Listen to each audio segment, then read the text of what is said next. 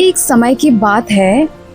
एक गांव में एक किसान रहता था और उसी गांव में एक वैरागी रहता था जो गांव में मंदिर के बाहर सब कुछ त्याग कर, अपना घर परिवार सुख सुविधाएं त्याग कर भगवान का भजन करता था। किसान हर दिन अपने कार्य को करने से पहले प्रभु का नाम लेता और दिन भर बस प्रभु का चिंतन करता रहता। वहीं वैरागी भी बैठकर दिन भर साधना करता। जब दोनों का अंत समय आया तो किसान को अपने प्राण त्यागने से पहले प्रभु ने दर्शन दिए और वैरागी को दर्शन नहीं मिले। ये सारा नज़ारा देखकर नारायण से नारद जी ने पूछा, प्रभु, ये दोनों आपके भक्त थे, आपने एक को ही दर्शन क्यों दिए? तब प्रभु ने कहा, मैं भक्तों में भेद नहीं करता। वो हर भक्त जो मेरा चिंतन करता है वो मुझे प्रिय है, किंतु जो अपने कार्य करते वक्त भी मुझे हर वक्त स्मरण करता है वो मुझे अति प्रिय है। इसीलिए मैंने उसे दर्शन दिए, क्योंकि अपने काम के साथ साथ प्रभु को स्मरण करना, प्रभु का ध्यान करना ही तो बताता है कि आप प्रभु से प्रेम करते हैं। परिवार को त्याग कर, संसार को त्याग कर, अपने कर्मों को त्याग कर प्रभु का स्मरण करना तो फिर भी आसान है, किंतु गृहस्थ जीवन में रहकर अपने कार्यों के साथ प्रभु का स्मरण करते रहना मुश्किल है।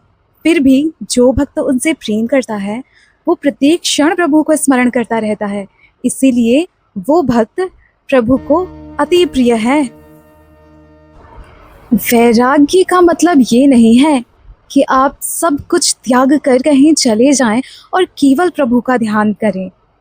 वैराग्य घर पर रहकर, अपने जीवन में रहकर भी किया जा सकता है। जीवन में त्यागने का मतलब है बुरे विचारों को त्यागना, बुरे व्यवहार, बुरे चरित्र का त्याग करना और प्रभु का स्मरण करते रहना। दुनिया या फिर किसी इच्छा या फिर किसी से उम्मीद नहीं करना, यही त्याग है, यही वैराग्य है।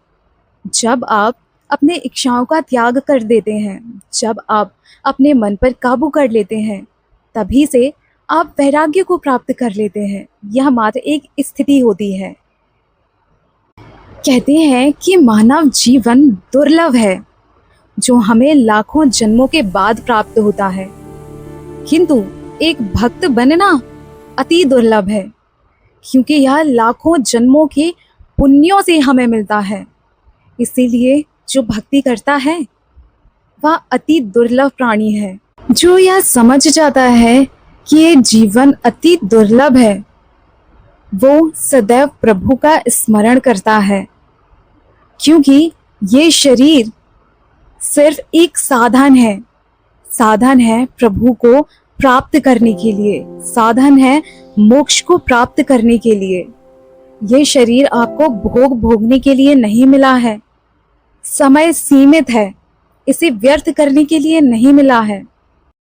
जरा सोचिए, आज का मानव पूरे दिन भाग दौड़ में लगा रहता है, कभी अपने बच्चों की जिम्मेदारियां, तो कभी अपने समाज की जिम्मेदारियां, तो कभी अपने कर्तव्यों को निभाने में लगा रहता है। किंतु यह जीवन मात्र आपकी जिम्मेदारियों को निभाने के लिए नहीं मिला है। यह जीवन केवल भोग भोगने के लिए नहीं मिला है, आनंद से सिर्फ इस जीवन को जीने के लिए नहीं मिला है। यह जीवन मिला है साधना करने के लिए, यह जीवन मिला है तप करने के लिए, यह जीवन मिला है प्रभु को प्राप्त करके जीवन और मरण के चक्र से स्वयं को बाहर निकालने के लिए। यह वक्त बहुत दुर्लभ है, इसे गंवाने का तात्पर्य है अपने जीवन को शून्य करना। वह व्यक्ति जिसने कभी प्रभु को नहीं जाना, वह व्यक्ति जो कभी खुद के होने के उद्देश्य को नहीं जाना, उसके जीने का अर्थ नहीं है, वो निरर्थक है। सोचिए जरा, आज के मानव का जीवन कैसा है। बचपन वह इस स्ट्रेस में गुजार देता है कि उसे हर कक्षा में फर्स्ट आना है। जब वह बड़ा होता है तो अपनी जवानी मौज में व्यतीत कर देता है, और जब विवाह हो जाता है तब अपनी जिम्मेदारियों में फंसकर रह जाता है। उसका सारा जीवन स्ट्रेस में चला जाता है, जिम्मेदारियों में खो जाता है। क्या यही जीवन है? और वह अपने बच्चों से भी यही एक्सपेक्ट करता है कि वह भी अपनी जिम्मेदारियों को निभाए, जो आज तक चल रहा है उसे ही आगे बढ़ाए। यदि कोई आध्यात्म को जानना चाहता है, यदि कोई मोक्ष को प्राप्त करना चाहता है, तो क्या बुराई है? सच कहें तो जीवन का अर्थ ही यही है, अपने आप को जानना, परमेश्वर को जानना, अपने जीवन को सुखी बनाना, अपने जीवन को आनंद से भरना। और जानते हैं, सच्चा आनंद केवल भक्ति में है, केवल समर्पण में है। और आप यह तभी कर पाते हैं जब आप आध्यात्म को जानते हैं।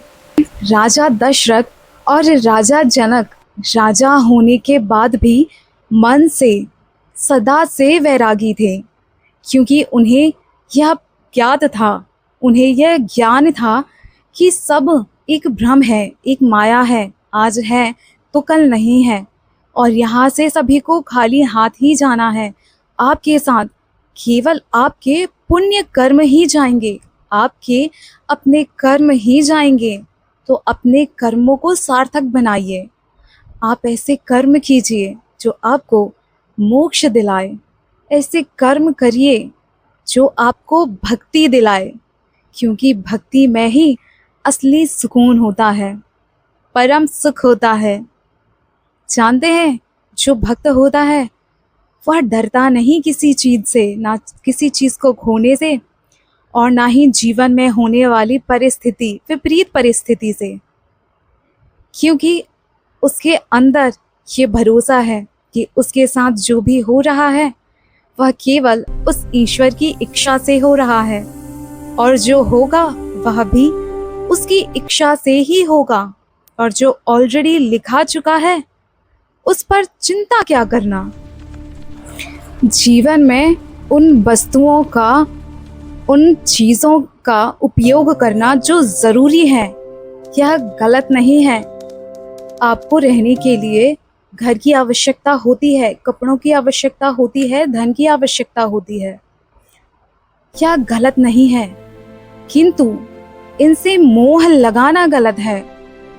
यदि आपकी कोई प्रिय वस्तु है, वह खो जाए और उसकी वजह से आप पूरे दिन चिंता में रहें, यह मोह है, और इस मोह का त्याग करना ही वैराग्य है। यानी आप किसी बड़े घर में रह रहे हैं, महंगी गाड़ियों में घूम रहे हैं और अच्छे कपड़े पहन रहे हैं, इसमें कोई बुराई नहीं है, लेकिन इससे जुड़े रहना, इससे मोह करना गलत है, क्योंकि यही वो चीज़ें हैं जो आपको दुख देती हैं। आप जिस भी वस्तु से, जिस भी सांसारिक वस्तु से मोह करते हैं, वही दुख का कारण होता है। इसलिए अपने मन, अपने विचार को वैरागी बनाएं, ताकि जब इसे त्याग करना पड़े तो आपको दुख ना हो, आपको तकलीफ ना हो, क्योंकि ना तो हम कुछ लेकर आए हैं और ना ही कुछ लेकर जाने वाले हैं। तो किसी भी चीज़ के दूर हो जाने से, किसी भी चीज़ के ख़त्म हो जाने से आप दुखी क्यों होते हैं, चिंतित क्यों होते हैं? यदि दुखी ही होना है तो इस बात से होइए कि आपने उस उम्र को ऐसे ही गुजार दिया, बिना चिंतन के, बिना प्रभु स्मरण के। आप उस बात पे दुखी होइए, आप उस बात पे दुखी होइए कि आपके पास वक्त था और आपने उस वक्त का इस्तेमाल नहीं किया, आपने अपने जीवन को व्यर्थ कर दिया, प्रभु को जानने में देरी कर दी। वह चिंता का विषय है, ये संसार चिंता का विषय नहीं है, क्योंकि आपके चिंता करने से आपका भाग्य नहीं बदल सकता। और यदि आपको अपना भविष्य बदलना है तो आज से अपने कर्मों को बदलना शुरू कीजिए, प्रभु का स्मरण करिए, अच्छे कर्म करिए, अपने जीवन को, अपने उद्देश्य को प्राप्त करिए। राधे राधे।